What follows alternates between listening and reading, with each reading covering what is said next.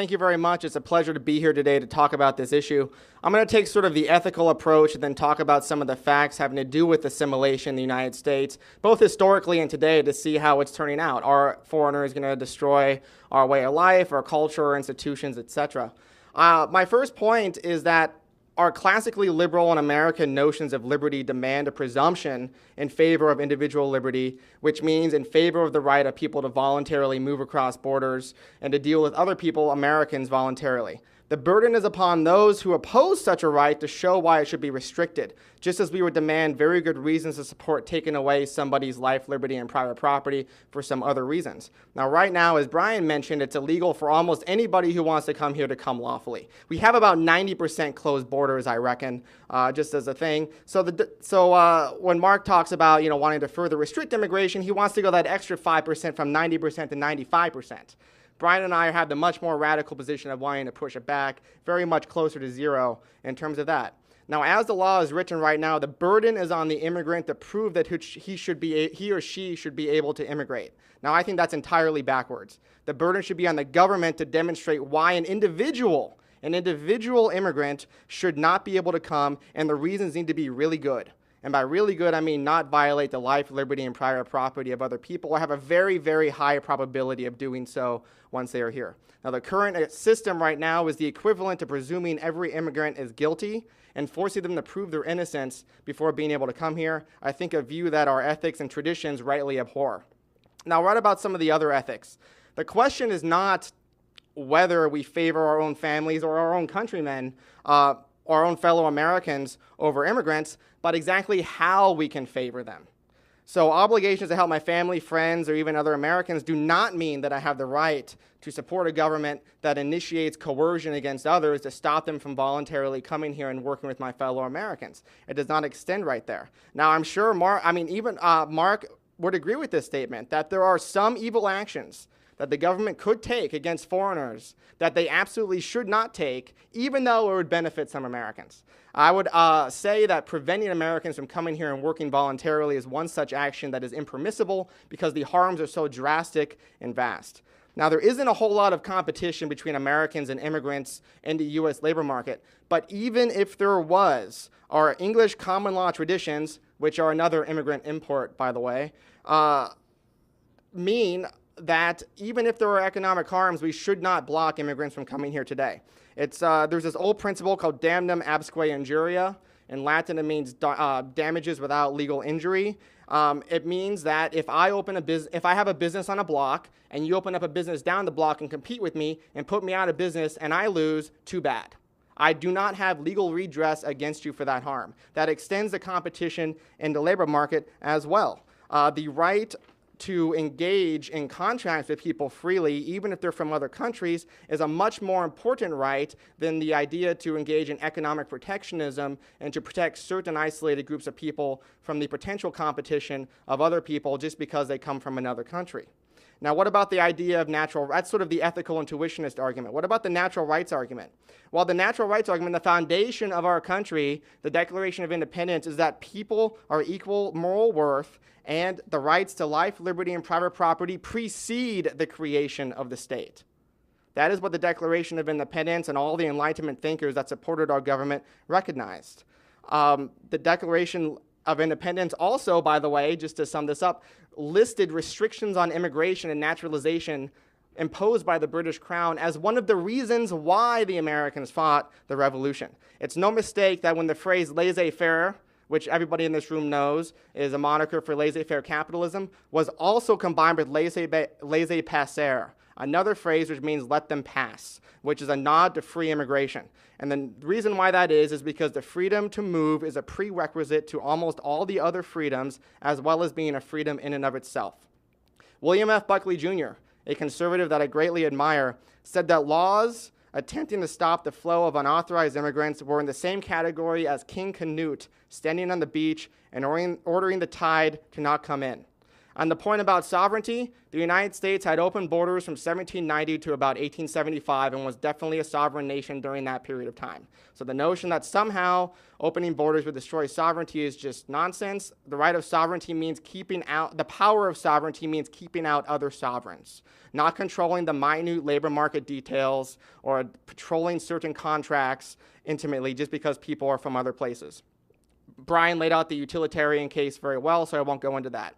Now, under each of these ethical systems, borders are ethically irrelevant in determining somebody's worth or determining whether the government should be able to exclude people. Now, what about the rule of law? We get told numerous times that if we change our immigration law or legalize the people who are here illegally, then it will violate the rule of law. Laws have to be based on an accurate understanding and accounting of human nature and respect for liberty, not based on the whims of legislators who want to engage in tinkering with America's social fabric. The rule of law also means that the laws have to be predictable, they have to be applied equally, and they have to be consistent with our traditions of individual liberty. The immigration laws fail on every single one of those points. They are not predictable, just taught to a lawyer. They are certainly not equally applied. Just take a look at the per-country quotas and certain visas, and they definitely are not consistent with our traditions in favor of more open immigration that existed when this country was founded and existed certainly after that, and go back much further. You can find them in Blackstone and Cook and even in the Magna Carta, talking about the rights of migration. Now, talking about welfare, I don't like transfer payments. I think there's probably a role for charity, but the notion that immigrants would use welfare is not really an argument against immigration. It's an argument against welfare. It's basically akin to making the same argument that because we have some socialized medicine in the United States, we should have mandatory dietary restrictions on everybody in the country. Now, I'm sure everybody up here would agree, and everybody in the audience would agree, hopefully, that is a bad point against liberty, and certainly some socialized medicine doesn't justify even further restrictions on immigration. The idea is that socialized medicine should get rid of regardless. Now, about the issue of patriotic assimilation, now I do consider myself an American patriot, maybe not a nationalist, but certainly an American patriot, and this is something that I do spend a lot of time thinking about. Samuel Huntington wrote a book in the mid-90s. He's a Harvard professor. Wrote a book in the mid-90s called Who Are We? And he basically lays out a lot of testable hypotheses in this book, one of which is that Hispanic immigrants and their descendants will not be as patriotic as other Americans. While there have been numerous studies since then by Citrin and Al, published in 2007 in the Journal of Political Perspectives, that shows that correcting for age and education, Hispanic Americans born here are more patriotic than other native-born Americans. They are more likely to say America is the best country in the world by that measurement. Now, all of the other arguments you've heard about assimilation, or you're going to hear about patriotic assimilation, are the same arguments that have been said about every single ethnic group or immigrant group throughout American history. It was said about Huguenots, Jews, Irish, Italians, Russians, Poles, etc. There was a book written in 1927, kind of a funny book, called The Melting Pot Mistake. You will not find a different argument in there that is not wielded today against immigration, and they are wrong in every single sense of the word. They weren't wrong because there was some Americanization movement that pushed people to become Americanized. If you look back at the history of that movement, it was kind of a joke, it was kind of silly, and likely it pushed people to not assimilate as much as it was as they are today. Now, in terms of political solidarity, this is good. This is a point that I was actually willing to try to make. About assimilation.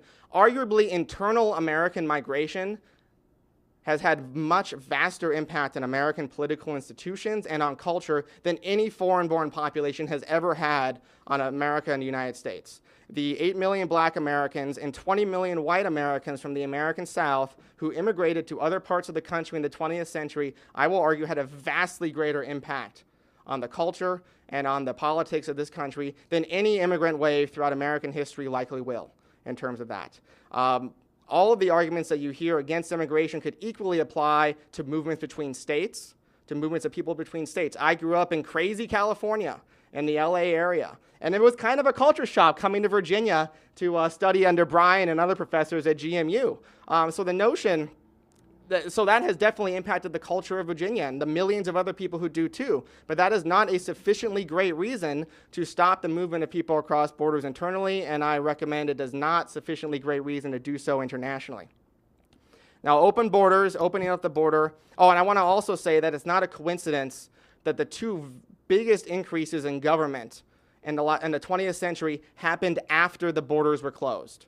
The New Deal happened during the 1930s when legal immigration to the United States was far more difficult than it is today after the country ended open borders with Europe during the 1920s. I don't think that's a mistake. I also don't think it's a mistake that the Great Society programs, the creation of Medicare and Medicaid, happened during the 1960s when the foreign-born population of the United States was at its lowest point in the entire history of this country, even going back to colonial times. I don't think that's a mistake. In terms of the impact of immigrants on political institutions in the United States, there doesn't seem to be an impact toward bigger government. Open borders is the opposite of big government because it would mean removing some of the most economically destructive laws in the books. There is no legitimate ethical reason to stop the movement of peaceful and healthy people across borders. There are vastly different and huge economic gains from doing so. Furthermore, it's consistent with our traditions of liberty in this country, Enlightenment traditions, and every other single ethical system that we hold dear as Westerners. Thank you. Okay, well, the economic arguments are sound, but I'm pro-legal immigration and anti-illegal immigration. This is a common refrain. People who will say, I'm pro-immigration, I just want there to be some sort of system. And given that there are, I think, something like 11 million undocumented immigrants in the United States, what is the Alex Nowrasteh solution to not only the current state of undocumented migrants inside the country, but dealing with the number of people that want to flood into the country supposedly illegally? And also, just to add to that, isn't 11 million illegal people in the country a per se problem? I mean, these are 11 million lawbreakers who we're largely either not punishing, or in the case of DACA and DAPA, somewhat forgiving their previous law breaking. That seems to be a per se problem. The reason why illegal immigrants come illegally is because they can't come legally. And virtually all these people who do come in are people that we wouldn't want to exclude for other reasons, like they would hurt Americans, be criminals, terrorists, or health threats or anything like that. It's just that there is no visa category that exists for the vast majority of them to come in and enter lawfully. Now, if some of them do come in and let's say they fall in love with an American and they get married, that's usually a way for somebody to come to the United States pretty easily on a green card, but other portions of American law make it impossible for them to adjust their status because it would require them to leave and go to an embassy. But once they leave, after they've been here illegally, they're barred from coming back to the U.S. for any reason for 3 to 10 years based on their length of stay in the United States. So there's a lot of catch-22s like this in the law. Even vacation. Any reason. Any reason whatsoever. There's no reason that they could come back legally. There are the occasional waivers that the government can grant just for certain circumstances, but they're rare.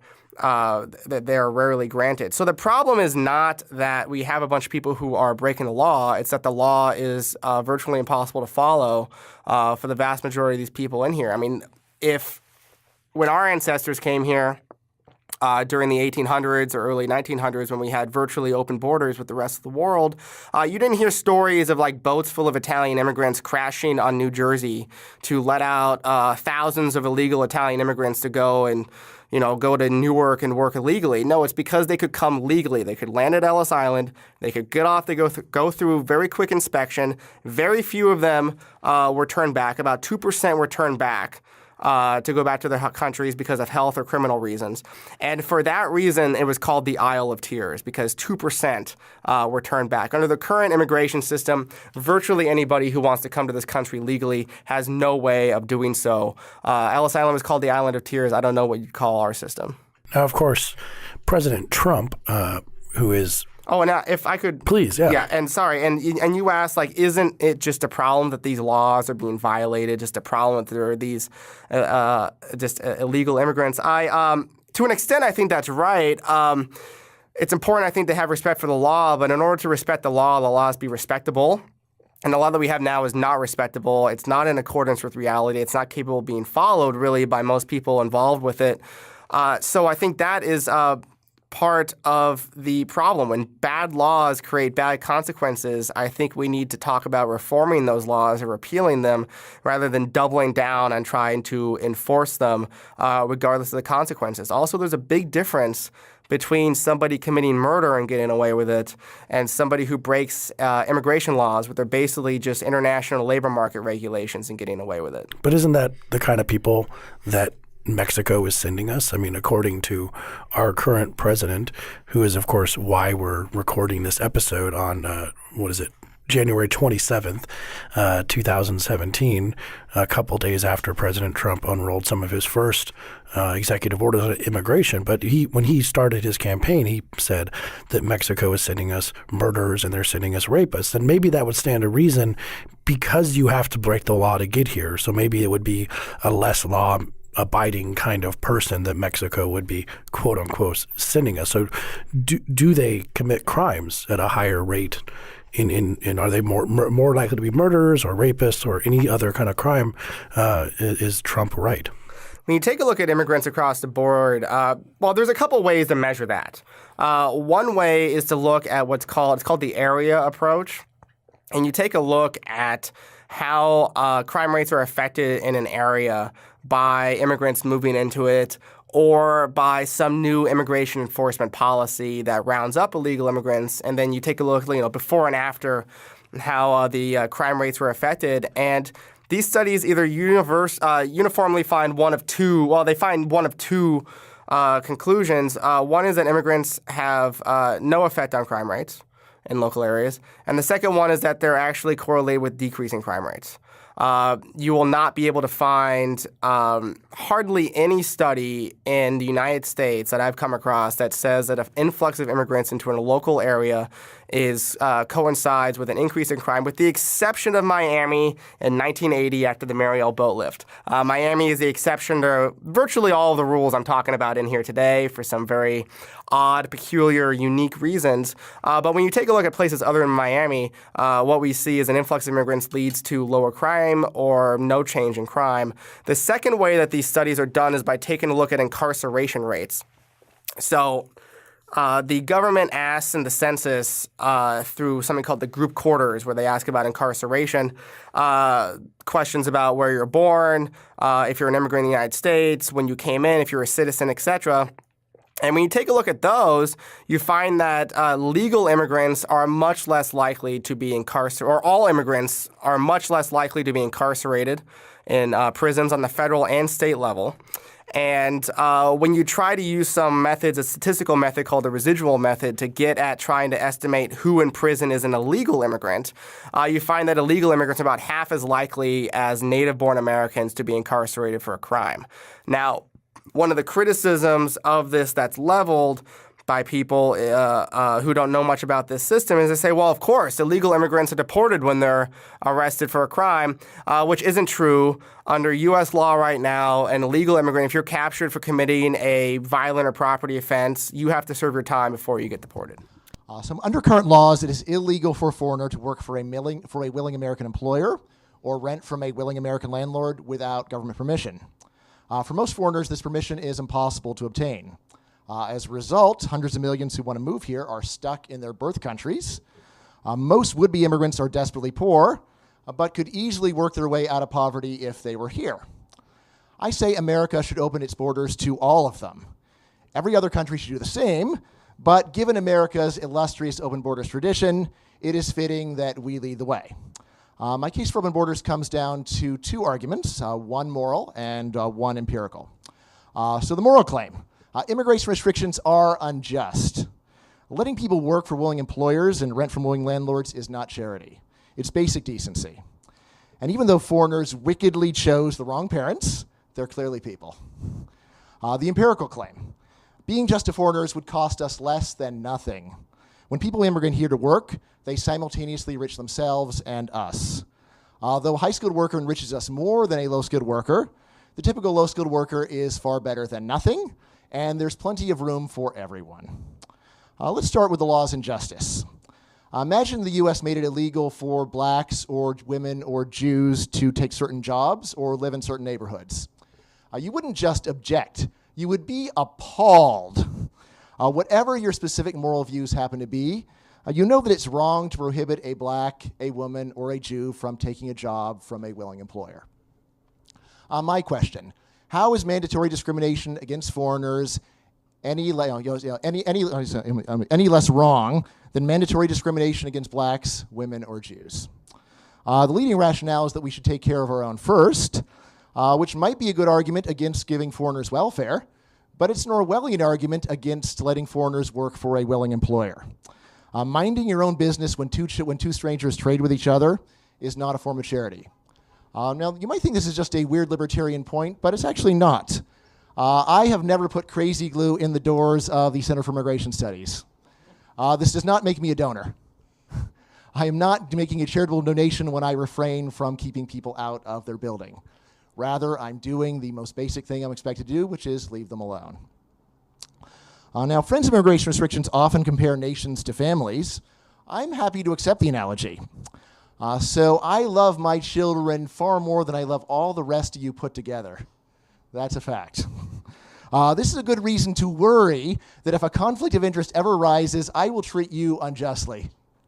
It's quite possible that I would. But that is not an excuse for me to treat you unjustly.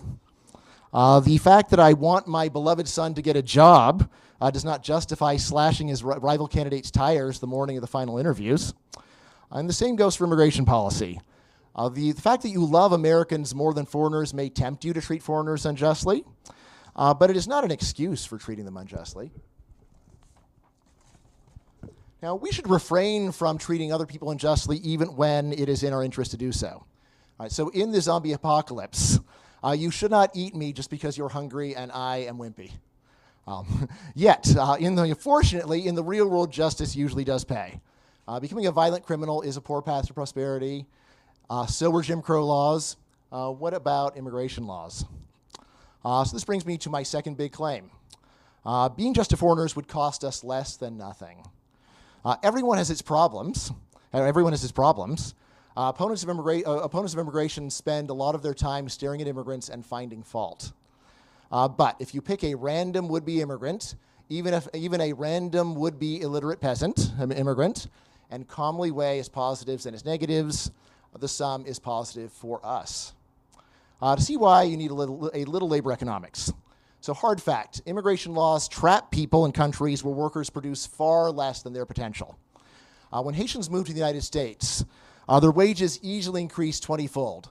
So that's not plus 20%, that's plus 2,000%. Plus 2,000%. Now, the reason is not that American employers are much nicer than Haitian employers. The reason is that Haitians in America produce over 20 times as much as the very same Haitian would produce back home in Haiti. Right? And there's no big surprise. Think about how little you could actually accomplish in Haiti. What could you do there? Right? You would not be able to do very much. Now, how much would total production actually rise under open borders? So every economist who has asked this question has reached an astronomical answer. Typical estimate is that global free migration would roughly double global output, and so increase the output of the world by a factor of 2. Right, so if the U.S. alone opened its borders, this would have a smaller effect than the entire world opening its borders. On the other hand, the effect on U.S. output would almost certainly be to more than double, because we would be getting the immigrants who otherwise would be going to other countries. Now, how exactly is vastly higher production in your self-interest, or in the self-interest of Americans in general? The obvious reason. More stuff produced means more stuff consumed. Right? You can't consume stuff unless it gets produced, and if it gets produced, someone is going to end up with it. Right? So this is not just trickle-down economics. It's what I call Niagara Falls economics. Production is what distinguishes the rich world of today from the wretched world of the pre-modern era. Right? Or just imagine what would happen to your standard of living if half of America suddenly retired. Production would fall, and it would be bad for you because production is good for you. Now, production always has its naysayers. Right? So when driverless cars arrive, hopefully in time so my kids don't have to learn how to drive, you can count on people to complain that they're putting truck drivers out of work. Right? Count on it. There will be complaining. But of course, by this logic, we'd be richer if lawmakers in the 19th century had banned the tractor. The fundamental truth of economic growth is this. Innovation often hurts immediate competitors, but it is also the fountainhead of rising prosperity. Now, doesn't immigration hurt workers by increasing the supply of labor? Well, it is actually complicated because immigration also increases the demand for labor, right? Because those workers buy stuff. So to grasp immigration's full effect, to get everything all together, the most helpful thing to do is to keep both of your eyes focused firmly on production. Right? Trapping Mexican farm workers on primitive Mexican farms starves them and us. Right? It's far better if they move here and enrich themselves by putting better and cheaper food on our tables. Now, like driverless cars, immigration can impoverish some Americans while enriching the rest. So I'm a native-born research professor, and as a result of a strange immigration loophole, actually about half the people in my occupation are foreign-born. Won't go into the details, but they're there. And if you've ever been to a college classroom, you know very often they're hard to understand. All right.